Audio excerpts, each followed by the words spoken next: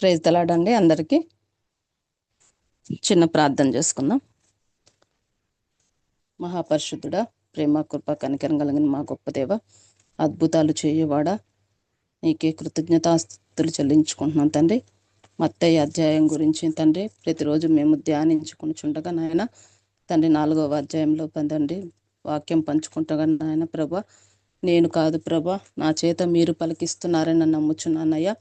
మంచి మాటలతోటి తండ్రి మమ్మల్ని అందరినీ తృప్తిపరిచి మంచి వాక్యాన్ని మాకు అందిస్తున్నారని నమ్ముచు స్తుతిస్తూ ఈ చిన్ని ప్రార్థనని పాదాల చెంత చేర్చుకోమని మా ప్రభు అయిన యేసుక్రీస్తు నామమున ప్రార్థించి అడిగి పొందుకుంటున్నాం తండ్రి.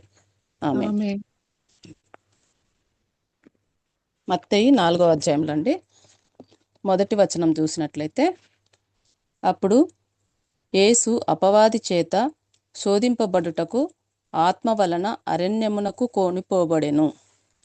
అంటే యేసు ప్రభు వారు ఏం చేశారు? బాప్తిజం తీసుకున్నారు. 3వ అధ్యాయంలో మనకి బాప్తిజం గురించి ఉంటది. అయితే యేసు ప్రభు వారు బాప్తిజం తీసుకున్న తర్వాత అరణ్యముకు ఆత్మ చేత అరణ్యముకు కొనిపోబడినారండి. అంటే యేసు ప్రభు వారికి తెలుసు, ముందుగానే తెలుసు, తను బాప్తిజం తీసుకున్న తర్వాత సైతానుతోటి శోధించబడుతుంది అనేసి యేసు ప్రభు వారికి తెలుసండి. ముందుగానే శోధన ఎదుర్కొంటానని తెలుసు. అందుకని తను ఆత్మ ద్వారా ఆ అరణ్యముకు కొనిపోబడినారనమాట. బాప్తిజం పొందారని అంటే దేవుని ఆత్మని పొందుకున్నారని, దేవుడు ఆత్మ పొందుకొని దేవునిలో జీవిస్తున్నారని అర్థం అనమాట. దేవుడు బాప్తిజం పొందుకోవడం అంటే అంటే దేవుణ్ణి జీవిస్తున్నప్పుడు సైతాను ఏ విధంగా దాడి చేస్తుంది, సైతాను మనల్ని ఎలా శోధిస్తుంది, చాలా రకాల శోధనలను పొందుకుంటుంది బాప్తిజం తీసుకున్నప్పుడు. బాప్తిజం తీసుకున్న తర్వాత తీసుకోవడానికి ముందు కూడా ఎన్నో రకాల శోధనలు పెడుతుంది. బాప్తిజం తీసుకోకూడదని సైతాను తీసుకున్నటప్పుడు శోధన పెడుతుంది, తీసుకున్న తర్వాత శోధిస్తుంది. ఇలా చాలా శోధనలు వస్తూ ఉంటాయి. వాటన్నిటిని కూడా మనం శోధన నుంచి ఎదుర్కోవాలి. అలాగే నేను బాప్తిజం తీసుకునేటప్పుడు కూడా నాకు కూడా చాలా శోధనలు వచ్చాయండి. ఆ రోజు నా బాప్తిజం తీసుకునే రోజు అయితే నా కొడుక్కి 105, 102 ఫీవర్ వచ్చింది. నా చర్చికి తీసుకొచ్చి మందు వేసి టానిక్ పోసి నేను బాప్తిజం తీసుకున్నాను. ఆ తర్వాత దగ్గు, నిమ్ము బాగా బాబుని ఐసీయూలో కూడా పెట్టాము. అసలు ఐసీయూలో పెట్టి వారం రోజులు శోధిస్తూనే ఉన్నాడు. వారం రోజులు అయినా కూడా తగ్గలే. అనుకోకుండా ఒకరోజు బ్రదరు సిస్టరు ఇంటికి అనుకోకుండా వచ్చారు. ఒకసారి అనుకోకుండా వచ్చి ఆ రోజు ప్రార్థన చేసి వాటర్ బాటిల్లో వాటర్ నింపి ప్రార్థన చేసి వెళ్ళిన తర్వాత నా బాబుకి చాలా ఉపశమనం కలిగించింది. అప్పటి నుంచి కొంచెం ఇంట్లో కూడా కొంచెం చికాక్గా అనిపించేది. తర్వాత చాలా శోధన నుంచి బయటకు వచ్చేసాం నేను అక్కడి నుంచి. తర్వాత అలా దేవుడు యేసుప్రభు గారు కూడా బాప్తిజం తీసుకున్న వెమ్మటే తను శోధించబడతానని తనకు తెలుసు, ముందుగానే తెలిసి తన ఆత్మ ద్వారా తను అరణ్యంకి కొనిపోబడ్డారనమాట. అలా శోధనలు వాటన్నిటిని జయించగలిగితే దేవుడితో మనం సహవాసం చేయగలుగుతాం. దేవుడి ఆత్మను కూడా మనం పొందుకోగలుగుతాము. ఆ శోధనలకి భయపడి మనం మళ్ళీ వెనక్కి వెళ్ళిపోవడం, అరే నాకు ఎందుకు ఇలా జరుగుతుంది, బాప్తిజం తీసుకున్నాక ఇలా ఎందుకు అయిపోతుంది అనేసి భయపడతా కూర్చుంటే ఇంకా ఇంకా ఎక్కువ శోధన పెట్టాలని చూస్తూ ఉంటాడు అన్నమాట సైతాను. వాటన్నిటి నుంచి, ఆ శోధనల నుంచి మనం బయటికి వచ్చేలా ప్రార్థన చేసి దేవుడి మీద ఆధారపడి బయటకు వచ్చేయాలి. ఎక్కువ ప్రార్థనలో నడుస్తూ ఉంటే మనం వాటన్నిటి శోధనల నుంచి బయటకు వస్తూ ఉంటామట. ఇక్కడ దేవుడు ఇక్కడ కావాలంటే యేసుప్రభు వారు శోధన లేకుండా చేయగలచ్చు. శోధన దేవుడు కాబట్టి ఏమైనా చేయగలవచ్చు, కానీ అలా చేయదలుచుకోలేదు. దేవుడు ఏం చేయాలనుకున్నాడు? వాటన్నిటిని జయించాలనుకున్నాడు. జయించి వాటిని చూపిస్తేనే కదా మనం కూడా దేవుడి ప్రణాళికలో, దేవుడి పోలికలో మనం ఉన్నాం. అంటే దేవుడు శోధనలన్నిటిని జయించి వచ్చాడు కాబట్టి మనం కూడా శోధనలన్నిటిని జయించి మనం కూడా వస్తాం అన్నమాట. అలా దేవుడు అవన్నీ మనకు చూపించాలనుకున్నాడు అనమాట. అందుకని అరణ్యం కొనిపోబడ్డారు ఆత్మచేత. దాని ద్వారా అరణ్యం కోబడి సైతానుతోటి శోధించబడి దాంట్లో విజయం పొందుకోవాలని సాధించాలని చెప్పేసి విషయం మనకి అర్థమవుతుంది దీని ప్రకారం. ఎందుకంటే యేసుక్రీస్తు వారు శోధనకి ఎదుర్కోవాలంటే శోధన ఎదుర్కొనాలి. ఎందుకంటే మొట్టమొదటిగా దేవుడు ఏం చేశాడంటే ఆదాము అవ్వలని ఫస్ట్ సృష్టించాడు. ఆదాము అవ్వలను సృష్టించినప్పుడు సైతాన్ ఏం చేసింది? సర్పం రూపంలో వచ్చి సర్పం రూపంలో అవ్వ దగ్గరకు వచ్చి అవ్వని శోధించాలని చూసింది. అప్పుడు యేసుక్రీస్తు ప్రభువారు అవ్వని శోధించినప్పుడు అవ్వ ఏం చేసింది? ఆ ఫలం తినేసింది. సాతాను శోధనకి లొంగిపోయింది అవ్వ. అయితే ఇక్కడ యేసు ప్రభువారి ద్వారా నూతన సృష్టి ప్రారంభమవుతుంది. మళ్ళీ నూతన సృష్టి ప్రారంభమైనప్పుడు మళ్ళీ ఇక్కడ యేసు ప్రభువారు ఇక్కడ శోధనని ఎదుర్కోవాలి, శోధనని జయించాలి. జయించినప్పుడే వాటి నుంచి విజయం సాధించుకోగలుగుతాం అన్నమాట. అప్పుడు అవ్వలు ఏ విధంగా శోధనలు ఎదుర్కొన్నారు, ఈరోజు ఇంకొక వ్యక్తి శోధనలు ఎదుర్కొని వాటిని జయించాలని నిలబడాల్సిన అవసరం ఉంది. కాబట్టి యేసుక్రీస్తు ప్రభువారు శోధనలు ఎదుర్కొని విజయం సాధించారనమాట. అలాగే 2వ వచనం చూసినట్లయితే 40 దినములు 40 రాత్రులు ఉపవాసం ఉండిన పిమ్మట ఆయన ఆకలిగొనగా ఆ శోధకుడు ఆయన ఎద్దుకు వచ్చి, నీవు దేవుని కుమారుడివైతే ఈ రాళ్ళు రొట్టెలగునట్టు ఆజ్ఞాపించుమనెను. ఇక్కడ 40 రాత్రులు 40 దినములు 40 రాత్రులు ఉపవాసం ఉండిన పిమ్మట ఆయన ఆకలిగా ఉన్నారండి యేసుక్రీస్తు ప్రభువారు. అంటే ఎవరైనా 40 డేస్ ఉపవాసం ఉంటే ఎవరికైనా ఆకలి అవుతుంది. ఆకలి అయితే అప్పుడు ఏమవుతుందంటే బలహీనం అయిపోయి నీరసం అయిపోతూ ఉంటాం కదా. ఆ నీరసం అయిపోయినప్పుడు ఏమవుతుంది? భోజనం చేయాలనిపిస్తూ ఉంటుంది. దేని మీద శక్తి ఉండదు, దేని మీద ఆసక్తి ఉండదు. అప్పుడు ఏమవుతా అంటే బలహీనం అయిపోతూ ఉంటాం. అయితే ఆ బలహీనమైనప్పుడు అప్పుడు ఏమవుతుంది? ఈ సైతాన్ ఏం చేస్తూ ఉంటుంది? అప్పుడు శోధించాలని చూస్తూ ఉంటుంది ఎక్కువగా. ఇంకా దేవుళ్ళ నుంచి బయటికి వస్తారా, పడిపోతారా లేదా అని చూడాలని, చెక్ చేయాలని చూస్తూ ఉంటుంది. అప్పుడు 40 భోజనం చేయకపోతే బలహీనంగా మారిపోయారనమాట యేసు ప్రభు వారు. బలహీనంగా మారిపోయి 40 రోజులు భోజనం లేకుండా మానసికంగా ఒంటరిగా అరణ్యంలో ఉండి పలు రకాలుగా డౌన్ అయిపోయి ఉన్నారనమాట యేసు ప్రభు వారు. డౌన్ అయినప్పుడు ఆయన ఆయన ఏంటి మనం బలంగా ఉండి జయించడం గొప్ప విషయం కాదు కదండి.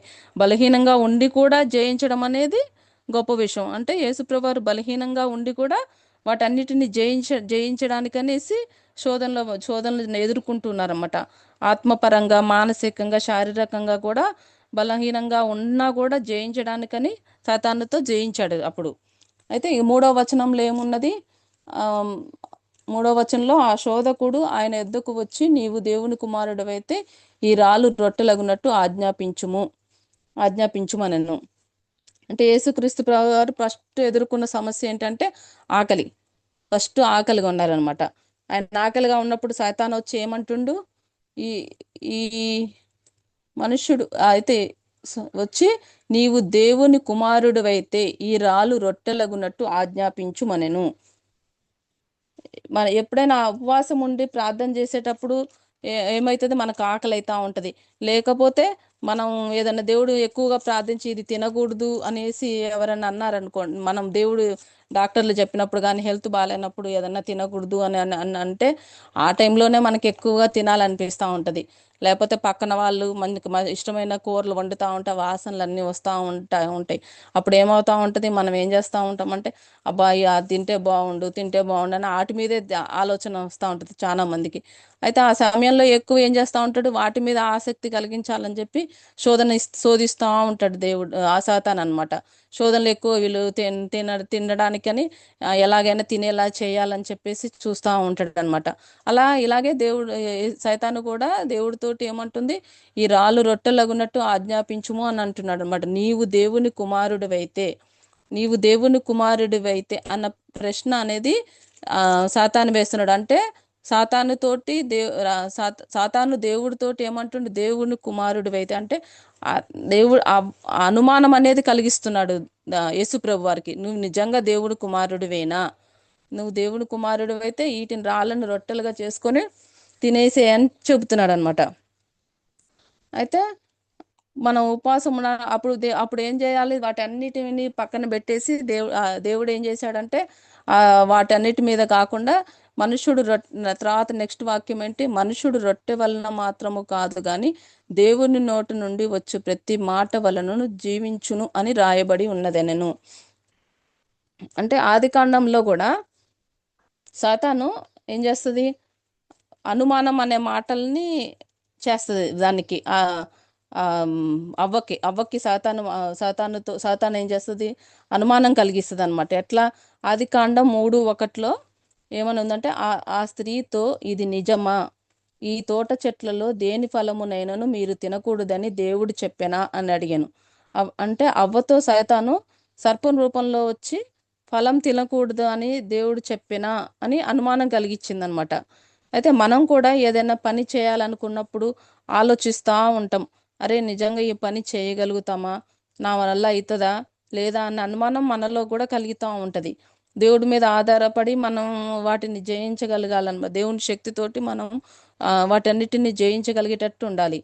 అలాగే ఏమంటున్న మనుషులు అందుకు ఆయన మనుషుడు రొట్టె వలన మాత్రము కాదు కానీ దేవుని నుండి వచ్చి ప్రతి మాట వలన జీవించును అని రాయబడి ఉన్నదని నేను. అంటే ఇక్కడ యేసు ప్రభు వారు మనం ఆహారం తినడం వలన కాదు, అంటే భోజనం చేసి ప్రతి ఒక్క భోజనం తింటేనే బతుకుతాము అనే ఉద్దేశం కాదండి. ఇక్కడ దేవుని నోట నుండి వచ్చు మాట వలన బ్రతుకుతాము అని చెప్తున్నారు అనమాట. అంటే దేవుడి ఇస్తేనే కదా మనం ఎవరైనా బతకగలుగుతుంది. దేవుడి మాట వలన, దేవుడి ఆజ్ఞ వలన, దేవుని అధికారం వలన, దేవుని వాక్యం వలనే మనం బతకగలుగుతాము. ఆ ఆహారం లేకపోయినా ఇజ్రాయేల్ ప్రజలందరినీ అక్కడ వాళ్ళెవ్వరికి లేకపోయినా మన్నాతోటి వాళ్ళందరినీ పోషించుకుంటూ వచ్చాడు దేవుడు. అంటే వాళ్ళన్నీ ఏర్పాటు చేసి పెట్టుకోలేదు, అన్ని నాకు ఇవి కావాలి అవి కావాలని ఏర్పాటు చేసుకొని పెట్టుకోలేదు వాళ్ళందరినీ. దేవుడి ఆజ్ఞ ప్రకారం, దేవుడి మాట ప్రకారం వాళ్ళు నడుచుకుంటూ వెళ్తా ఉన్నారు. ఆ రూపాన్ని వాళ్ళందరికీ దేవుడు ఆహారాన్ని అందించుకుంటూనే వస్తూ ఉన్నాడు. దేవుడు ఏ రూపాన్ని కూడా తగ్గించకుండా ఆహారం కానీ మంచినీళ్ళు కానీ ఏర్పాటు చేసుకుంటూనే వచ్చాడనమాట. అలా దేవుడు మనం ఆహారం వల్ల బతకట్లేదు, దేవుని మాట వలన బతుకుతున్నామని చెప్తున్నాడు అన్నమాట సాతానుతోటి. అది ద్వితీయోపదేశ కాండంలో 8:3 చూసినట్లయితే అండి, ఆహారం వలననే కాక యెహోవా సెలవిచ్చిన ప్రతి మాట వలనను నరులు బతుకుదురని నీకు తెలియజేయుటకు ఆయన నిన్ను అణచి నీకు ఆకలి కలగజేసి నీవే గాని నీ పితరులే గాని నిన్ను ఎన్నడెరుగని మన్నాతో నిన్ను పోషించెను. అంటే మనం తినటం వల్ల బతకట్లేదు. అలా బతికినట్లయితే, తినటం వల్ల బతికినట్లయితే మరి లోకంలో ఎంతో మంది చనిపోతూనే ఉంటారు. కేవలం తిని అలా చనిపోకూడదు, తింటే బతుకుతామని అనేసి అని అనుకుంటే ప్రతి ఒక్కరం తింటూనే ఉంటాం. ఎప్పుడు ఇంకా నేను బతకాలి కాబట్టి నేను తింటా, నేను బతకాలి కాబట్టి నేను తింటా. ఇంకా రోగాలు ఇవన్నీ ఏమి ఉండవు అనమాట. అలా ఆహారం తినడం వల్ల బతకడం కాదండి, దేవుడి ఆజ్ఞ, దేవుడి మాటల వల్ల కానీ మాత్రమే మనం బతుకుతూ ఉంటాం. అది యేసుక్రీస్తు ప్రభు వారు 40 రోజులు భోజనం చేయకపోయినా కూడా బ్రతికే ఉన్నారనమాట. అందుకే అదేంటంటే దేవుడి చిత్తం, దేవుడి ప్రణాళిక అనమాట. కొంతమంది శారీరకమైన ఆలోచనలు పెట్టుకొని అంటే ఇంక ఎంతసేపు తినే పని మీదే ఉంటారు. అంటే ఇంకా ఎంతసేపు అన్ని రకాల కూరలు తినాలి, అవి తినాలి, ఇవి తినాలి, అవన్నీ పెట్టుకొని ఆత్మీయ ఆలోచనలన్నీ పక్కన పెడతారు. ఇంక దేవుడి వాక్యం ఉండదు, ప్రార్థన ఉండదు, ఏముండదు. ఇంకెంతసేపు శారీరకమైన సుఖాల కోసం చూస్తూ ఉంటారనమాట. డబ్బులు సంపాదించడం కోసమని, వేరే ఇంకా ఆస్తుల కోసమని, ఎంత సంపాదించినా కూడా ఇంకా వాళ్ళకి ఇంకా ఇంకా వెనకేసుకోవాలన్న వాటి మీదే ఆలోచన ఉంటుంది. అలా ఎంత సంపాదించినా ఏ క్షణం ఏమవుద్దో తెలియదండి. ఏ క్షణం ఎప్పుడు బతుకుంటామో తెలియదు. ఇంకా అప్పుడు ఏమవుతుంది, మనం సంపాదించింది, మన పాస్తులు అన్నీ ఎవరికి పోతాయో తెలియదు, ఎవరు తీసుకుంటారో తెలియదు, ఎవరి ఆలోచనలు ఎవరి మాటలు ఎలా ఉంటాయో తెలియదు. అలా దేవుని ఆలోచనలో మనం ఉండి, దేవుడి మాటల ద్వారా మనం ఉంటే మనం అలా ఉన్నప్పుడే మనం దేని శోధనలైనా మనం జయించుకుంటూ పోగలుగుతాం అనమాట. అలాగే ఐదవ వాక్యం చూసినట్లయితే 5:6 చూసినట్లయితే, అంతటా అపవాది పరిశుద్ధ పట్టణమునకు ఆయనను తీసుకొని పోయి దేవాలయ శిఖరమున ఆయనను నిలవబెట్టి, నీవు దేవుని కుమారుడివైతే కిందికి దుముకుము, ఆయన నిన్ను గూర్చి తన దూతలకు ఆజ్ఞాపించుము, నీ పాదం ఎప్పుడును రాతికి తగలకుండా వారు నిన్ను చేతులతో ఎత్తుకుందురు అని రాయబడి ఉన్నదని ఆయనతో చెప్పెను. అలాగే 7వ వచనం కూడా చూసుకున్నట్లయితే, అందుకు యేసు ప్రభువైన నీ దేవుణ్ణి నువ్వు శోధింపవలదని మరి ఒక చోట రాయబడి ఉన్నదని వానితో చెప్పెను అనే. ఇక్కడ సాతాన్ ఏం చేస్తున్నాడంటే, యెరూషలేము దేవాలయం దేవాలయం యొక్క శిఖరం పైన నిలబెట్టాడండి. అంటే అత్యంత ఎత్తైన శిఖరం మీద నిలబెట్టేసి నీవు దేవుని కుమారుడవైతే, అంటే ఇక్కడ కూడా దేవుడు ఏం చేస్తున్నాడు, ఇక్కడ కూడా సైతాన్ ఏం చేస్తున్నాడు, నిజంగా నీవు దేవుడి కుమారుడివైతే కిందికి దూకుము, అంటే సాతాను ఏం చేస్తాడు, ఇక్కడ కూడా అవమానం కలిగేటట్టు, నువ్వు నిజంగా దేవుడు కుమారుడు అయితే కిందికి దూకుము అని చెప్పేసి చెబుతున్నాడు అనమాట. అప్పుడు నువ్వు కిందికి దూకితే ఏమవుతుంది, నీకేమీ కాదు, నిన్ను నీకు ఏం కలగకుండా, నీ రాతికి తగలకుండా నిన్ను చేతులతో ఎత్తుకుంటారని చెబుతున్నాడు అన్నమాట సైతాను. అయితే అప్పుడు యేసుప్రభు వారు ఏం చెబుతున్నారని అంటే, ఇప్పుడు ఇప్పుడు సాతాన్ ఏం చేస్తున్నాడంటే వాక్య రూపంలో మాట్లాడుతున్నాడు అన్నమాట. ఫస్ట్ ఆకలి రూపంలో సాతాను శోధించిండు అనమాట. ఇప్పుడు వాక్య రూపంలో శోధిస్తున్నాడు. అంటే వాక్యంలో ఉన్నది, నువ్వు నిజంగా దేవుడు కుమారుడు అయితే పైనుండి కిందికి దూకితే నీకు పాదాలకు రాయి తగలకుండా నిన్ను కాపాడుకుంటారని చెప్పేసి నీ వాక్యంలో ఉంది కదా, నువ్వు అలా కిందికి దూకు అని చెబుతున్నాడు అనమాట సాతాను. అది కీర్తనలు 91:12 చూసినట్లయితే, నీ పాదములకు రాయి తగలకుండా వారు నిన్ను తమ చేతుల మీద ఎత్తి పట్టుకుందురు. కీర్తనలో రాసి ఉందన్నమాట అండి. ఇది నీ పాదములకు రాయి తగలకుండా వారు నిన్ను ఎత్తుకుందురు అని రాసి ఉందనమాట. అది తీసుకొని సాతాను యేసుప్రభు వారితోటి శోధిస్తున్నాడు అనమాట. అంటే వాక్య రూపంలో వచ్చాడు శోధించడానికి. అయితే అప్పుడు ఏం చేస్తున్నారు, ఈ వాక్యంలో దేవుడు ఏం చెప్పాడంటే, ఆధ్యాత్మికంగా నేను నీ తరపున ఉంటే నిన్నేమి చేయలేరు అనేది దేవుడి ఉద్దేశం. అంటే ఇక్కడ ఈ ఈ ఒక మాటకి ఉద్దేశం ఏంటంటే, ఆధ్యాత్మికంగా దేవుడిలో ఉంటే నీకు ఏమీ జరగదు అనేది దేవుడి ఉద్దేశం. కానీ సాతాన్ ఏమంటున్నాడు, పైనుండి కిందికి దిగుతే నీకేమీ కాదు అనేసి దేవుడు చెప్పిండు, నువ్వు నీకేం కాదు, దేవుడు పట్టుకుంటాడని చెబుతున్నాడు. కానీ దేవుడు అలా కాదు, ఆధ్యాత్మికంగా నువ్వు ఉంటే నీ తరపున నేను ఉంటానని చెప్పి దేవుడు ఉద్దేశం అనమాట. దాని ఉద్దేశం అది. దాని విధంగా దేవుడు మాట్లాడాడు అనమాట. అలాగే మన జీవితంలో కూడా ఎన్నో కష్టాలు వస్తూ ఉంటాయి, కష్టాలు బాధలు వస్తూ ఉంటాయి ప్రతి ఒక్కరికి. అవి వచ్చాయని చెప్పేసి మనం పైనుండి దూకేస్తాం, చచ్చిపోతాం అనే అండంతోనే మన సమస్యలు కూడా తీరిపోవు కదండి, తీరిపోదు. అలాగే వాటన్నిటి నుంచి కూడా మనం జయించలేము, వాటికి పరిష్కారం కూడా జరగదనమాట. కానీ కేవలం దేవుడు సాయం చేస్తేనే, ఆధ్యాత్మికంగా దేవుడు మన తరపున ఉంటేనే మనం కష్టాలని జయించగలుగుతాం అన్నమాట. ఇలా సమస్యని దేవుడు ఎదుట సాతాను యేసుక్రీస్తు ప్రభు వారు పెట్టినప్పుడు దేవుడు వాక్యంతో ఇలా మాట్లాడనమాట. వాక్యం ద్వారా శోధిస్తున్నావు సైతాను, నువ్వు నీ దేవుణ్ణి శోధించకూడదు, వాక్యం నువ్వు చదవలేదా అని సమాధానం ఇచ్చాడనమాట. అంటే నువ్వు వాక్యం ద్వారా శోధిస్తున్నావు, కానీ మరి నీకు దేవుడు ఇందులో రాసే ఉంది కదా ఆల్రెడీ, నీ వాక్యం ద్వారా నీ దేవుణ్ణి శోధించకూడదన్న విషయం తెలీదా నీకు అనేసి యేసు ప్రభు వారు సమాధానం ఇచ్చారనమాట. ప్రభు అయిన నీ దేవుణ్ణి నువ్వు శోధించవలదని మరి ఒక చోట రాసి ఉన్నదని నీకు వానితో చెప్పాను. అంటే ఏమని రాసి ఉంది, ప్రభు అయిన నీ దేవుణ్ణి నువ్వు శోధించవలదని మరి ఒక చోట రాయబడి ఉన్నదని వానితో చెప్పాడనమాట. ఎక్కడ రాసి ఉందంటే ద్వితీయోపదేశకాండం 6:6లో రాసి ఉందండి. ఏమని రాసి ఉందంటే, మీ దేవుడైన యెహోవాను శోధించినట్టు ఆయనని శోధించకూడదు. అంటే దేవుణ్ణి మనం ఏం చేస్తూ ఉంటాం, ఒక్కోసారి నిజంగా నువ్వు నన్ను ప్రేమిస్తున్నావా ప్రభా, నిజంగా నాకు ఈ కష్టంలో నుంచి ఎందుకు తీసేయట్లేదు, ఈ బాధల్లో నుంచి ఎందుకు తీసేయట్లేదు అనేసి మనం ఒక్కోసారి మనమే అడుగుతూ ఉంటాం. శోధించడం అంటే మనం బాధపడతా ఉంటాం. అలా ఏం చేస్తూ ఉంటాడు సాతాను కూడా, ఏం చేస్తున్నాడు అని అంటే, నిజంగా నువ్వు దేవుడు కుమారుడు అయితే అన్నట్టుగా యేసుప్రభువాన్ని అంటూ అన్నారనమాట. ఆది కాండంలో కూడా సాతాను ఫలము తింటే చనిపోతావు అని అన్నప్పుడు అవ్వతోటి, అది నిజం కాదు, మీరు చావనే చావరని చెప్పేసి అవ్వతో పలికిందనమాట సైతాను.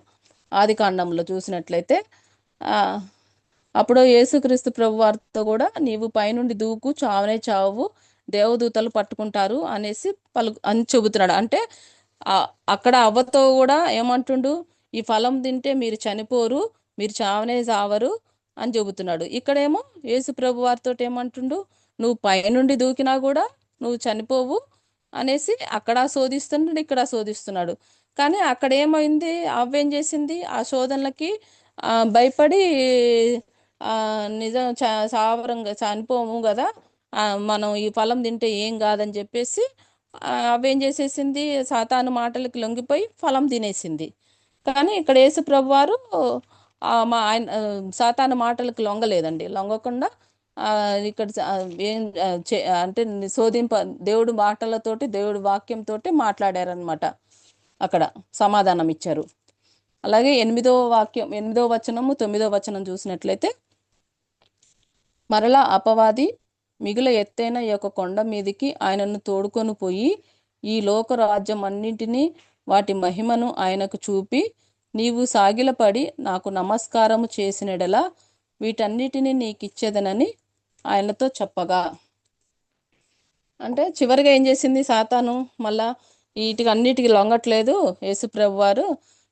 ఇంకా ఇంకా చివరిగా ఏం చేయాలని చెప్పేసి ఆలోచించి సాతాను యేసుప్రభు వారితో, ఈ రాజ్యం అంతా, నీ లోక రాజ్యం అన్నిటినీ నీకు అప్పచెబుతాను, నీకు ఇస్తాను, నీ చేతిలో పెడతాను, నువ్వు నన్ను దేవుడిగా స్వీకరించు అనేసి నన్ను స్వీకరించి నాకు సాగిలపడి నమస్కారాలు చెయ్యి, అప్పుడు నన్ను పూజించాలి అని చెప్పింది అనమాట. పూజించాలి, నన్ను పూజిస్తే నీకు ఈ లోక రాజ్యాధికారాన్నిటినీ నీకు అన్నిటికీ అప్పచెబుతాను అనేసి మాటలు చెప్పింది అనమాట సాతాను యేసుప్రభు వారితో. అప్పుడు ఏం చేశారంటే యేసుప్రభు వారు 10వ వచనం చూసినట్టయితే, యేసు వానితో, సాతానా పొమ్ము, ప్రభువైన నీ దేవుని మొక్కి ఆయనను మాత్రము సేవింపబలెను అని రాయబడి ఉన్నదనెను. అంటే ప్రభు అయిన దేవుణ్ణి ఆరాధించుము, ఆయనే అసలైన దేవుడు అనేసి చెబుతున్నాడు అనమాట. అంటే నువ్వు దేవుణ్ణి, ప్రభు అయిన నీ దేవుణ్ణి మొక్కు, ఆయన నిజమైన దేవుడు కదా, నువ్వు నిజమైన దేవుడు అని, అసలైన దేవుడు ఆయన అని చెబుతున్నాడు అనమాట యేసు ప్రభు వారు. అది అది ఎక్కడ ఉందంటే ద్వితీయోపదేశం 6:14 చూసినట్లయితే, మీరు ఇతర దేవతలను అనగా నీ చుట్టూనున్న జనములను, దేవతలను సేవింపకూడదు. అంటే యేసు ప్రభు దేవుడు మీ ఇతర దేవతల్ని మీరు పూజించకూడదు, మీ చుట్టూ ఉన్న జనముల యొక్క దేవతల్ని పూజించకూడదు, సేవింపకూడదు అని చెప్తున్నారు అనమాట. అలాగే మనల్ని సృష్టించిన దేవుడు, మనల్ని సృష్టించింది ఆయననే.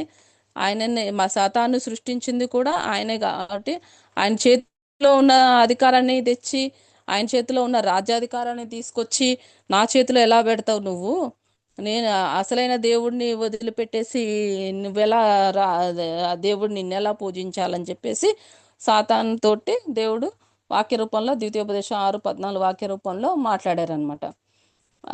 అలాగే యేసుక్రీస్తు వారు సైతాన్తో పలికారనమాట అప్పుడు. అలాగే ఆదికాండంలో కూడా సర్పము అవ్వతో చూసుకున్నట్లయితే ఆదికాండం 3:5లో కూడా ఏమని పలికిందంటే, ఏలయనగా మీరు వాటిని తినుదినమున మీ కన్నులు తెరవబడి వారు మంచి చెడులను ఎరిగిన వారే దేవదూతుల వారే ఉందురని దేవునికి తెలియదని స్త్రీతో చెప్పగా. అంటే వాళ్ళకి ఏమవుతుంది ఇక్కడ ఈ ఫలాలు తినడం వల్ల ఏమవుతుందంటే వారి కన్నులు తెరవబడి వారికి మంచి చెడులు తెలిసి వాళ్ళు దేవతలు అవుతారని చెబుతుంది అనమాట. దేవతలు అవుతారు. అలాగే వీళ్ళ కనువిప్పు కలిగి మంచి చెడులు తెలుస్తాయి, దేవుళ్ళు అవుతారు మీరు తినండి ఫలాలని చెప్పేసి అవ్వతోటి అన్నది. ఇక్కడ యేసుప్రభు వార్త ఏమంటుంది, రాజ్యాధికారాన్ని అంతా నీకు అప్పచెబుతాను, నిన్ను రాజుని చేస్తాను, ఈ లోక సంబంధమైన సుఖాలకి అధికారాలన్నీ చూపించుకుంటే ఏం చేస్తుంది, శోధిస్తూ ఉందన్నమాట. యేసుప్రభు అవ్వని ఏమో ఫలాలు తినమని శోధించింది, ఇక్కడేమో రాజ్యాధికారాన్ని నీకు అప్పచెబుతానని చెప్పేసి శోధిస్తుంది. అలాగే ఈ 3 రకాల శోధనలని అవ్వకి శోధన పెట్టింది, యేసుప్రభు వారికి కూడా పెట్టింది అనమాట. అయితే అవ్వ మాత్రం మొదటి దాన్ని శోధనని జయించింది. 2-3 శోధనలు ఏం చేసిందంటే లొంగిపోయి వాటి ఫలం తినేసింది, పాపంలో పడిపోయింది. మనం అందరం పాపంలో పడిపోతున్నాం అనమాట. అలాగే యేసుప్రభు వారు మాత్రం వీటన్నిటిని జయించి వాటిని వాక్య రూపంలో చక్కగా సమాధానాలు ఇచ్చి 3 సమాధానాలను ఇచ్చారనమాట దేవుడు యేసుప్రభు వారు. ఈ 3 సమాధానాలను కూడా యేసుప్రభు వారు ఏం చేశారంటే ద్వితీయోపదేశ కాండం నుంచి ఇచ్చారనమాట. ద్వితీయోపదేశ కాండ వాక్యంలో ఇచ్చిన సమాధానాలన్నీ ద్వితీయోపదేశ కాండంలో రాయబడి ఉన్నాయండి. అయితే ఈ ద్వితీయోపదేశ కాండంలో ఎందుకు రాయబడి ఉన్నాయి అని అంటే, బైబిల్లో ఎన్నో పుస్తకాలు ఉన్నాయి కదా, వాటిలలో ఎందుకు రాయబడలేదు, ఇందులో మాత్రం ఎందుకు రాయబడి ఉన్నాయి అంటే, ఇక్కడ మోషే గారి యొక్క జీవితం ఉంటుంది ఇక్కడ ద్వితీయోపదేశ కాండంలో. మోషే గారు మోషేను దేవుడితో శిష్యులు అక్కడ వాళ్ళు ఇజ్రాయేల్ ప్రజలందరూ కలిసి దేవుడి కోసం ప్రార్థన చేస్తూ ఉంటారన్నమాట. దేవుడికి ప్రార్థన చేస్తున్న క్రమంలో మోషే మోషేతోటి దేవుడు ఒక వాగ్దానం చేసి ఉన్నాడు అనమాట. దేవుడు ఒక విషయం చెబుతా ఉన్నాడు, ఆ విషయం అక్కడ ప్రార్థన చేస్తున్నప్పుడు. అయితే ఆ విషయాన్ని ఒకసారి పరిశీలించినట్లయితే ద్వితీయోపదేశ కాండంకి వెళ్ళినట్టయితే, ద్వితీయోపదేశం కాండము 18:18లో చూసుకున్నట్లయితే అండి, వారు నా సహోదరులలో నీ వంటి ప్రవక్తను వారి కొరకు పుట్టించెదను, అంతటి అతని నోటి నుండి నా మాటలు నుంచుదును, నేను అతనికి ఆజ్ఞాపించినది యావత్తును అతను వానితో చెప్పును. అంటే యేసుక్రీస్తు వారి గురించి దేవుడు ద్వితీయోపదేశ కాండంలో చెప్పారన్నమాట. ఇక్కడ యేసుక్రీస్తు వారి ద్వితీయోపదేశం నుండి 3 శోధనల సమాధానాలు ఇచ్చారు అక్కడ. అక్కడ యేసుప్రభు వారు సాతానుతో చెప్పినవన్నీ ద్వితీయోపదేశ కాండంలోనే ఉన్నాయి. అందుకని ద్వితీయోపదేశ కాండంకి లో ఉన్న నుంచి దేవుడు యేసుప్రభు వారి గురించి రాయబడి ఉన్నదన్నమాట. అంటే ఇక్కడ మోషేకి యేసుక్రీస్తు వారి మధ్య ఇద్దరికి కొంచెం సారూప్యత, అంటే ఇద్దరికి సేమ్ ఉంటుందండి ఇద్దరికి దగ్గర దగ్గర. ఏంటంటే యేసుక్రీస్తు ప్రభు వారు ఐగుప్తు నుండి వచ్చారు, అలాగే మోషే కూడా ఐగుప్తు నుండి వచ్చారనమాట. మోషే మోషేను కూడా చిన్నప్పుడు చంపేయాలని చూస్తారనమాట చిన్నప్పుడు. అలాగే యేసు ప్రభు వారిని కూడా చిన్నప్పుడు చంపేయాలని చూస్తారు. మోషే 40 రోజులు కొండ మీదకి వెళ్ళి ప్రార్థన చేశారు. అలాగే యేసుక్రీస్తు ప్రభు వారు కూడా కొండ మీదకి వెళ్ళి ప్రార్థన చేశారనమాట. ఇలా ప్రతి చోట వీళ్ళిద్దరికీ కొంచెం కలుస్తూ ఉంటుంది అనమాట వీళ్ళిద్దరికీ. అయితే నెక్స్ట్ 11వ వచనంలో చూసుకున్నట్లయితే, అంతటా అపవాది ఆయనను విడిచిపోగా ఇదిగో దేవదూతలు వచ్చి ఆయనకు పరిచర్య చేసిరి. అంటే అలాగే జీవితంలో కూడా ఎన్నో శోధనలు వస్తూ ఉంటాయి మన జీవితంలో కూడా. ఆ శోధనలన్నిటినీ శోధనలు ఎదుర్కొని జీవితంలో ఏ స్థాయిలో ఉన్నాయి, ఎక్కడ ఎక్కడ ఏ స్థాయిలో ఉన్నాయి, ఉన్నప్పుడు వస్తుంది, ఎప్పుడు జరిగిద్ది అనేది ఎవరికీ తెలియదు. అంటే అవి ఏమవుతుంది, బాల్య దశలో రావచ్చు, యవ్వన దశలో రావచ్చు, వృద్ధాప్యంలో ఉన్నప్పుడైనా రావచ్చు. ఎప్పుడైనా శోధనలు ప్రతి ఒక్కరికి వస్తాయి, ప్రతి ఒక్కరి శోధనలు వస్తూనే ఉంటాయి. అయితే శోధనలు అని మనం ఉన్నామని ఎలా తెలుసుకుంటామని చూసినట్లయితే, లూకా 22:28లో చూసుకున్నట్లయితే, నా శోధనలో నాతో కూడా నిలిచి ఉన్నవారు మీరే. అంటే యేసు ప్రభు వారు చెప్తున్నారన్నమాట, ఇక్కడ పలుకుతున్నారు, నా శోధనలో నాతో ఉన్నవారు కూడా మీరే. అంటే యేసుక్రీస్తు శోధనలు ఎదుర్కొంటుంది. శోధనలు ఇప్పుడు ఒకటి కాదు, రెండు కాదండి, మూడు శోధనలు ఎదుర్కొని వచ్చారు బయటికి. అంటే శోధనలు వచ్చినంత మాత్రాన వాటిని భయపడి వెనక్కి రాలేదు దేవుడు. అక్కడ జయించి వాటన్నిటిని ఎదుర్కొని బయటకు వచ్చారన్నమాట. అంటే ఈ శోధన అనేది ఏంటి, శోధన వస్తే ఏమవుతుంది, మనకి ఏమన్నా ఆనందం కలిగిద్దా, లేకపోతే సంతోషం కలిగిద్దా, లేకపోతే ఆశీర్వాదాలు కలుగుతాయా? ఇవన్నీ కాదండి, శ్రమలతో కూడిన శోధనలు ఉంటాయి అన్నమాట. అయితే శ్రమలతో క్రీస్తు యేసు ప్రభు వారు కూడా శోధనను ఎదుర్కొన్నారు. అంటే ఆ శోధన ఎటువంటి శోధనలు అంటే 2 రకాలు. ఒకటి శ్రమలతో కూడిన శోధన ఉంటుంది, ఇంకోటేమో ఆశీర్వాదంతో కూడిన మేలులతో కూడిన శ్రమ ఒకటి ఉంటుందండి. శ్రమలతో కూడిన శోధనలు అంటే ఎప్పుడు కలుగుతాయి, ఆ మేలుతో కూడిన శ్రమలు ఎప్పుడు కలుగుతాయి అని అంటే, శ్రమలతో కూడిన శ్రమలతో కూడిన శోధనలు ఎప్పుడు కలుగుతాయి అంటే మనం దురాలోచనలు కలిగి ఉన్నప్పుడు, మనం అంటే చెడు ఆలోచనలు కలిగి ఉన్నప్పుడు, మన చెడు చేయాలన్న ఆలోచన, లేకపోతే ఒకళ్ళని చూసి ఓర్వలేకపోవడం, లోక సంబంధమైన వాటి కోసం ఆరాటపడడం, అందంగా ఉండాలని ఆరాటపడడం, డబ్బులు ఒకటి పైకి ఎదుగుతున్నాడు అని అంటే వాడిని ఎప్పుడు కిందికి దించేయాలా, వాడు ఎప్పుడు నాశనం అయిపోతాడా అని చూసే ఆలోచనలు, అటువంటి ఇంకా ఎన్నో రకాల ఆలోచనలు, చెడు ఆలోచనలు పెట్టుకొని ఉంటే అవన్నీ శ్రమతో కూడిన శోధనలు. అవన్నీ దేవుడు కలగజేయడండి శ్రమలు. అది కేవలం మనమే కలగజేసుకుంటాం. అంటే ఒకళ్ళకి పాపం చేసినప్పుడు ఆ శ్రమ మనకే కలుగుతాం. మనమే దేవుడు అరే వాళ్ళని శ్రమ పాపం చేశారు వాళ్ళని శిక్షించాలనేసి దేవుడికి ఉండదు. మనమే పాపం చేస్తాము, మనమే పడిపోతాం అన్నమాట ఆ పాపాలు. అవి శ్రమలతో కూడిన పాపాలన్నమాట. అయితే మేలులతో కూడిన శ్రమలు ఎలా ఉంటాయంటే, మనం మంచి చేస్తున్నప్పుడు కొన్ని శ్రమలు దేవుడు ఇస్తూ ఉంటాడు. అంటే పరీక్షలాగా మనం వాటన్నిటిని జయించగలిగితే మనకి జీవ కిరీటం వస్తుంది అనమాట. జీవ కిరీటం అంటే యాకోబు 1:12 చూసుకున్నట్లయితే, శోధన సహించువాడు ధన్యుడు, అతడు శోధనకి నిలిచిన వాడే ప్రభువు తన్ను ప్రేమించు వారికి వాగ్దానం చేసిన జీవ కిరీటం పొందును. శోధన సహించేవాడు ధన్యుడండి. అంటే పా శ్రమ వచ్చింది కదా అనేసి మనం ఎప్పుడు కృంగిపోతూ ఉంటాం, బాధపడతా ఉంటాం.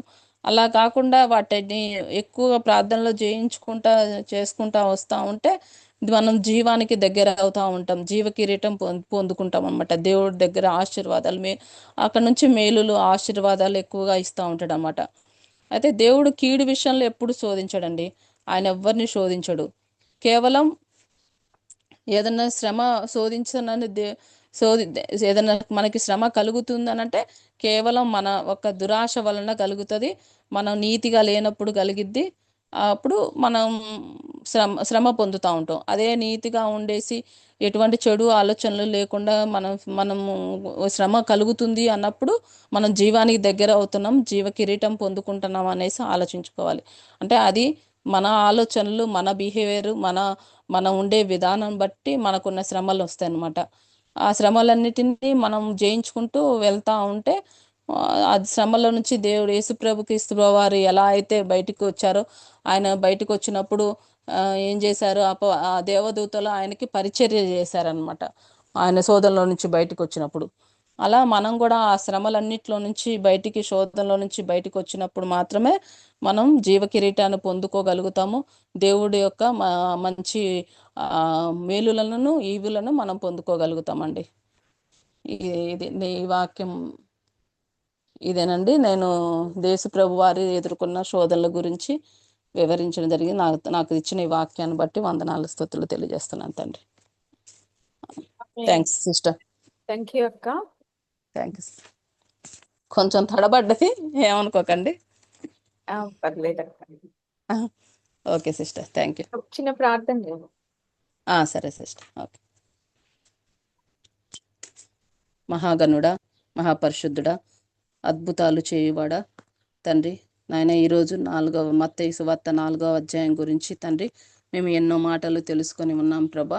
ముఖ్యంగా నాయన మీరు ఎదుర్కొన్న శోధనల గురించి మేము తెలుసుకున్నాం తండ్రి. అయ్యా ప్రభా, ఈ శోధనలను ఎలా జయించాలి తండ్రి, మేము ఏ విధంగా ఉండాలి అనే మాటల గురించి మాకు ఎన్నో మాటల ద్వారా నేర్పించారు ప్రభా. మీ అంతటి గొప్పటి మేలును తండ్రి మాకు అందిస్తున్నందుకు మీకు కృతజ్ఞతాస్తుతులు నాయన. మీ అంత ఓపికను మాకు ఇస్తున్నందుకు వందనాలు స్తుతులు తెలియజేస్తున్నాను తండ్రి. మంచి మాటలను ఇస్తున్నందుకు నీకే కృతజ్ఞతాస్తుతులు చెల్లిస్తున్నాను తండ్రి. అయ్యా, ఈ లోక సంబంధమైన ఆలోచనలతోటి కాకుండా, దురాశపు ఆలోచనలతోటి కాకుండా ప్రభా, మంచి ఆలోచనలతోటి, మంచి మాటలతోటి, మంచి ఆత్మీయ సంబంధమైన తండ్రి విషయాలతోటి మేము ఉండేలాగా మమ్మల్ని ఆశీర్వదించండి తండ్రి. మా కుటుంబంలో ప్రతి ఒక్కరిని తండ్రి పేరు పేరుని జ్ఞాపకం చేసుకోండి ఆయన. ఇక్కడ చేరిన ప్రతి ఒక్కరి కుటుంబాలను జ్ఞాపకం చేసుకోండి ప్రభా. ఎవరెవరైతే చెప్పుకోలేని ఇబ్బందులు, కష్టాలు, శోధనలతో ఉన్నారో నాయన, వారి యొక్క శ్రమలన్నిటి నుంచి విడుదల చేసిన ఆయన నాయన, వాటన్నిటి నుంచి జయించే శక్తిని మాకు దయచేసి నాయన విడుదల చేయమని, మేము జీవ కిరీటాన్ని పొందుకునేలాగా మమ్మల్ని తీర్చిదిద్దమని మా ప్రభు అయిన యేసుక్రీస్తు నామమున ప్రార్థించి అడిగి పొందుకుంటున్నాం తండ్రి. ఆమేన్.